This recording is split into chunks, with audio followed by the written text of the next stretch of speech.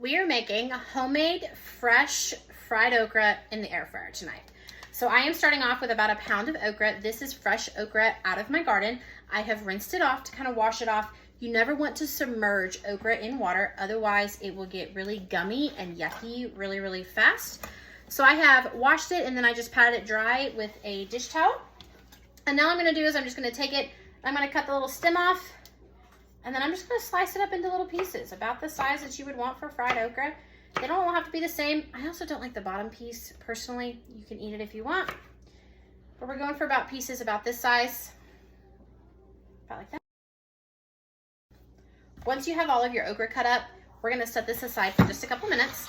And we are going to take a couple medium-sized bowls. And we're gonna take 2 eggs. I am using farm eggs, so we always crack our eggs into a different bowl, just because you never 100% know what you're gonna get when you're cracking farm eggs. So I'm taking 2 of them. I'm gonna put them in a medium-sized bowl.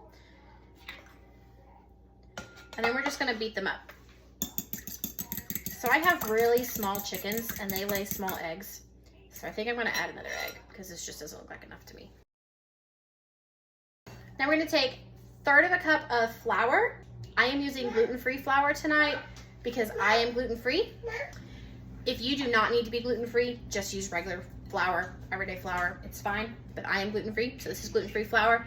If you are someone that needs to be gluten-free 100%, this is an easy substitution. Just make sure that your cornmeal, when you get it, says gluten-free cornmeal. And we're gonna add 3/4 of a cup of cornmeal to that 1/3 of a cup of flour.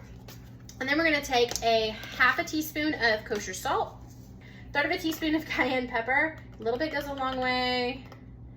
Drop that in there. And then we need a whole teaspoon of onion powder.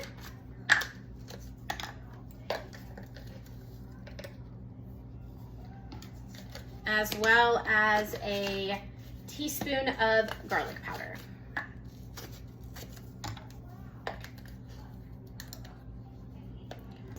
Give it a nice little stir, get it all incorporated there.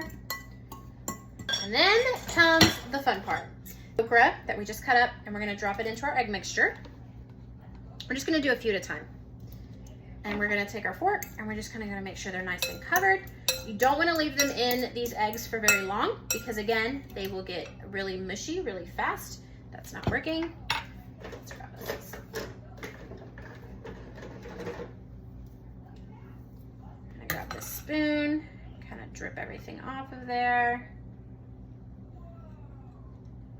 Drop them into our cornmeal mixture. Dripping off as much excess as possible. I don't have a slotted spoon right now. I don't know where it's at, so we're making do. Kids have been playing.